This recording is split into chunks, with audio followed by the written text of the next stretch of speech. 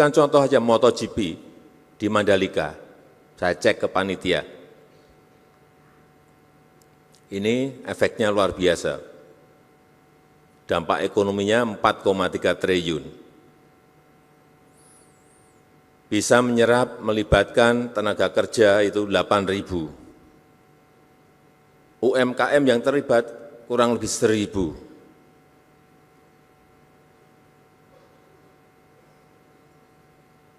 Tapi begitu saya tanya, bagaimana mengenai perizinan, lemes saya. Ternyata ada 13 izin yang harus diurus. Bismillahirrahmanirrahim. Assalamualaikum warahmatullahi wabarakatuh.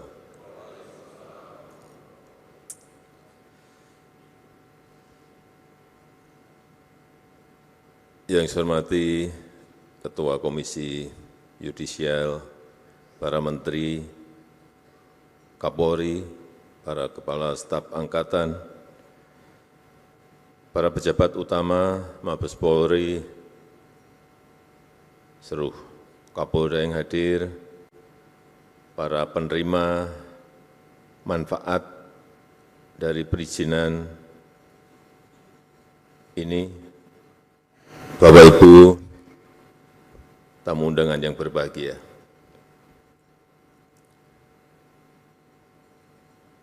Kita tahu di Travel and Tourism Development Index, Indonesia naik peringkat dari peringkat 32 menjadi ke-22.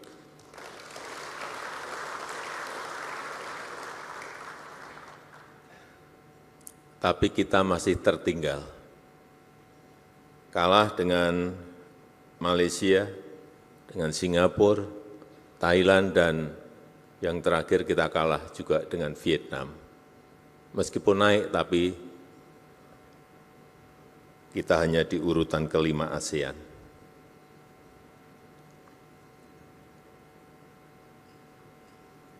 Objek-objek pariwisata di Indonesia memang kalau dibandingkan dengan negara yang tadi saya sampaikan, sebetulnya masih sangat bagus-bagus yang ada di Indonesia.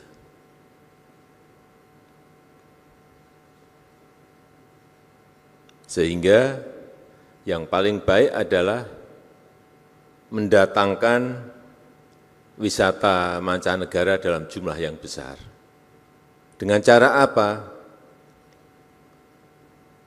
Dengan cara menyelenggarakan event-event internasional. Baik itu yang namanya konser musik, baik itu summit, meeting, dan juga event-event olahraga. Kita tahu yang baru saja diselenggarakan Taylor Swift di Singapura di bulan Maret yang lalu, diselenggarakan 6 hari di Singapura. Dan Singapura adalah satu-satunya negara ASEAN yang menyelenggarakan itu.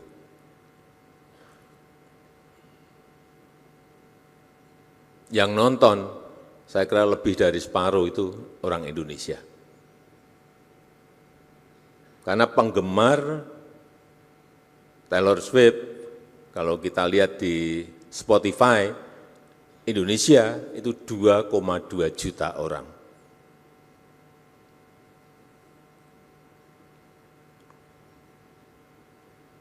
Diselenggarakan selama 3 jam, setiap harinya, dan dihadiri totalnya 360.000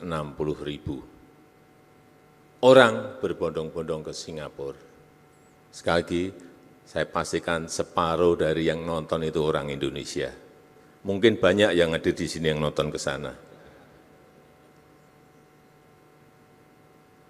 Apa yang terjadi kalau kita berbondong-bondong nonton yang di Singapura, itu ada yang namanya capital outflow.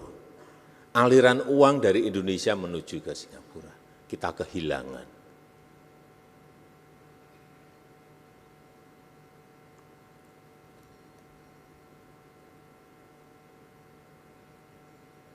Kehilangan uang bukan hanya untuk beli tiket, tapi kehilangan uang Indonesia untuk bayar hotel, untuk makan, untuk transport, dan lain-lainnya. Kenapa sih selalu yang menyelenggarakan adalah Singapura? Ya karena kecepatan melayani dalam mendatangkan artis-artis tadi.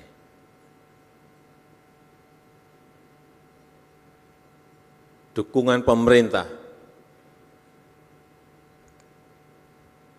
baik itu kemudahan akses, keamanan, dan lain-lainnya.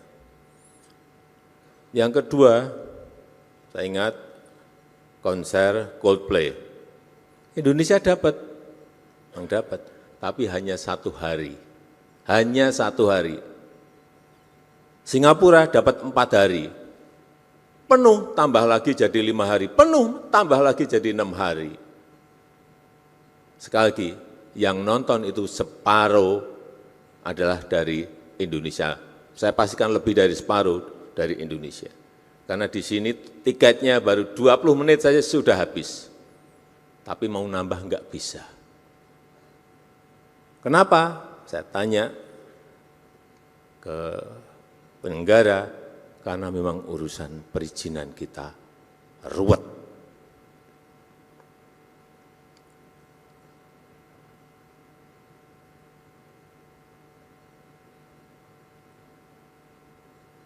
Padahal yang saya dengar, kualitas suara sound system waktu Coldplay itu di GBK dengan yang di sana itu bagus yang di sini. Ini yang harus kita tepuk tangani. Tapi hanya dapat sehari. Inilah yang harus kita selesaikan. Yang ketiga, Piala Dunia tahun 22 di Qatar. Itu bisa membangkitkan pertumbuhan ekonomi di Qatar dari yang tahun sebelumnya hanya 1,5%, melompat menjadi 4,3% pada saat penyelenggaraan. Dan Qatar berani mengeluarkan uang untuk event itu 220 billion US dollar. Itu kalau dirupiahkan 3.600 triliun. Di atas APBN kita setahun. Kenapa dia berani mengeluarkan itu, uang sebanyak itu? Ya karena pasti returnnya lebih besar dari ini, keuntungannya pasti lebih besar dari ini. Dan saat pembukaan, jumlah yang nonton 60.000 yang datang ke sana, tapi yang nonton lewat TV lebih dari 3 juta. Itu sudah keuntungan promosi sebuah negara. Sekarang kita masuk ke Indonesia. Kita punya event-event yang besar, meeting misalnya, yang baru saja World Water Forum itu dikunjungi oleh peserta itu lebih dari 50.000.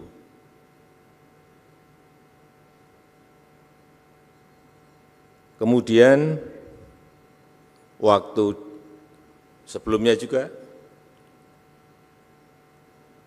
World Bank and IMF annual meeting itu yang datang ke Indonesia kurang lebih 30.000 peserta. G20 yang datang 21.000.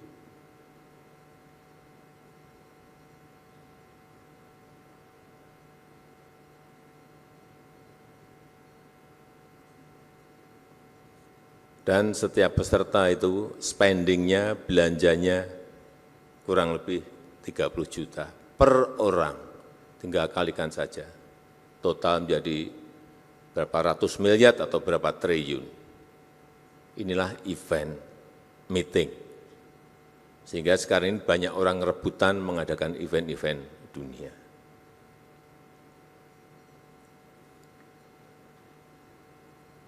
Juga event-event nasional kita, lokal kita. Satu nonton, sering sekali nonton. Slang pernah, bukan pernah, nggak tahu berapa kali. Dewa pernah, Ariel Noah pernah, Gigi pernah. Yang saya bisa bayangkan, ngurus izinnya ruwet saja masih mau menyelenggarakan kok, penyelenggara event. Apalagi kalau sekarang dipercepat itu. Saya berikan contoh aja MotoGP di Mandalika. Saya cek ke panitia.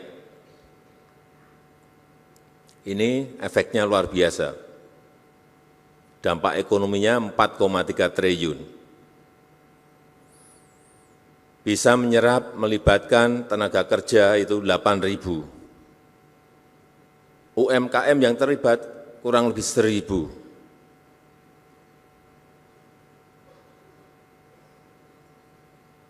Tapi begitu saya tanya, bagaimana mengenai perizinan, lemes saya. Ternyata ada 13 izin yang harus diurus. Tapi namanya bukan perizinan. Namanya surat rekomendasi. Sebetulnya sama saja, perizinan itu. Hanya diganti nama aja, dialuskan menjadi surat rekomendasi. Ada yang namanya surat pemberitahuan, tapi namanya itu izin.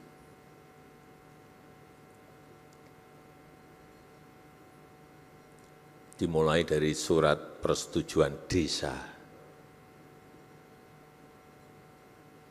surat rekomendasi dari IMI NTB, surat rekomendasi dari IMI Pusat, surat rekomendasi dari Polsek, surat rekomendasi dari Polres ke atas lagi, surat rekomendasi dari Polda NTB, dan surat rekomendasi dari Mabes Polri. Kemudian ada surat dukungan dari RSUD di NTB, surat dukungan dari Dinas Kebakaran. Harus punya ini, kalau enggak izin-izin tadi enggak keluar. Surat pemberitahuan ke Bea Cukai karena mendatangkan barang-barang dari luar. Surat pemberitahuan ke KEK NTB, surat pemberitahuan ke INSW, ini urusan Bea Cukai. Kalau saya jadi penyelenggara event itu, lemes dulu sebelum bertanding eventnya. Mungkin masih ada tambahan lagi ini, izin yang sudah saya sebut lagi mungkin ada tambahan lagi. Atau mungkin duit saya sudah habis dulu sebelum eventnya terjadi.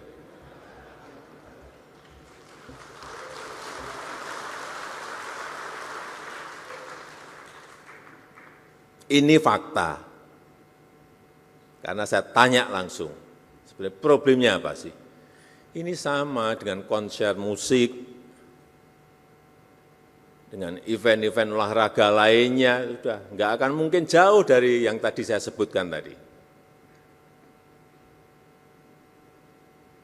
Betapa sangat beratnya menjadi penyelenggara event di Indonesia. Padahal event di Indonesia itu setiap tahun, sekarang sebelum pandemi itu ada 4.000 event kurang lebih. Sekarang 3.700 event. Jadi sekali lagi, ini sudah saya kejar-kejar lama, saya sangat mengapresiasi, sangat menghargai, sekarang sudah ada OSS untuk penyelenggaraan event. Tapi juga akan saya ikuti terus, akan saya cek terus. Karena yang terjadi dulu pernah di sebuah kementerian sudah dibuat OSS, tapi karena nggak pernah dicek, nggak pernah dikontrol, sistemnya dimatikan. Artinya apa? Manual lagi. Artinya ketemu lagi. Dan akhirnya ditangkap oleh KPK. Ya, saat itu langsung ditangkap oleh KPK. Saya datang, karena saya datang ke sana.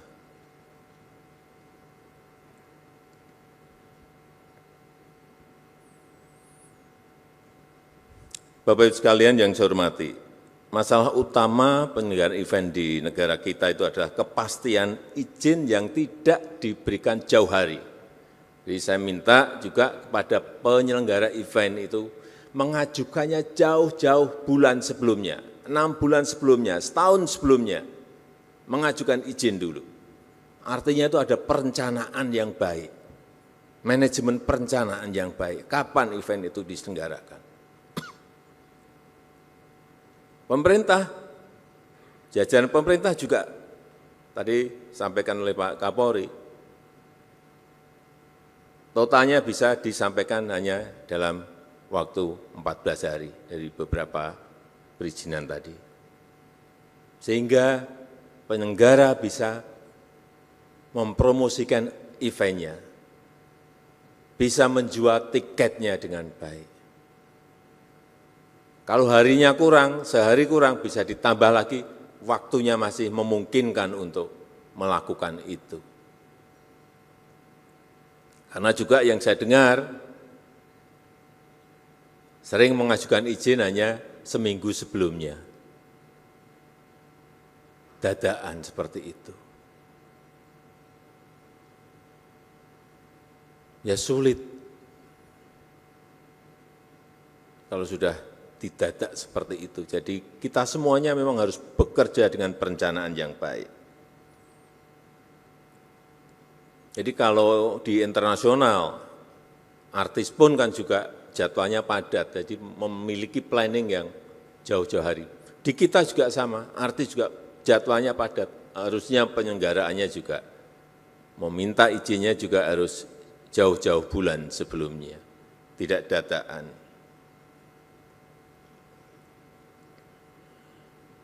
Dan bahkan di negara kita ini masih sudah izinnya keluar saja masih dibatalkan kok. Kejadian itu saya enggak sekali dua kali mendapatkan keluhan itu. Sudah keluar izin aja bisa dibatalkan. Saya enggak tahu karena apa. Alasan karena keamanan. Ya keamanan itu sebenarnya tugasnya aparat kepolisian untuk menyelesaikan agar menjadi dari yang tidak aman menjadi aman.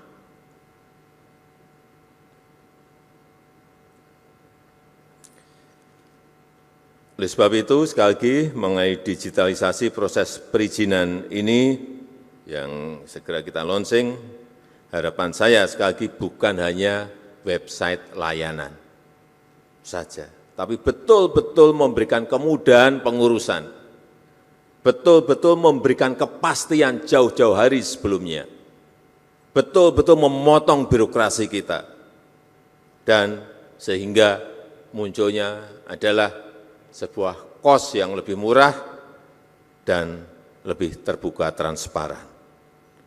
Saya rasa itu yang ingin saya sampaikan, dan dengan mengucap Bismillahirrahmanirrahim pada pagi hari ini secara resmi saya luncurkan digitalisasi layanan perizinan penyelenggaraan event di Indonesia. Terima kasih. Kami mengundang ke atas panggung Menteri Koordinator Bidang Kemaritiman dan Investasi, Sekretaris Kabinet, Menteri Badan Usaha Milik Negara, Menteri Pemuda dan Olahraga, Kepala Kepolisian Negara Republik Indonesia, PJ Gubernur Jakarta. Tapi kita masih punya PR besar juga. Setelah ini rampung, PR kita adalah bagaimana agar hak cipta itu bisa berdampak kepada para seniman, pencipta lagu, dan lain-lain. Kalau eventnya banyak, tapi dampaknya tidak ke pencipta lagu, ke artisnya juga, ini akan tidak berdampak baik kepada para seniman kita. Saya rasa itu. Wassalamualaikum warahmatullahi wabarakatuh.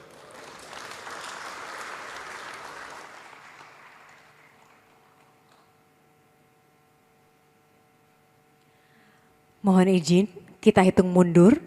3, 2, 1.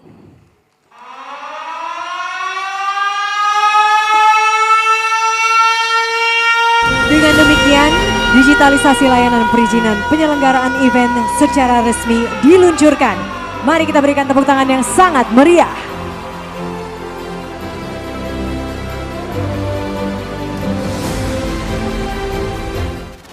Sebagai negara besar harus berani melangkah, harus berani memiliki agenda besar untuk kemajuan negara kita, untuk kemajuan bangsa.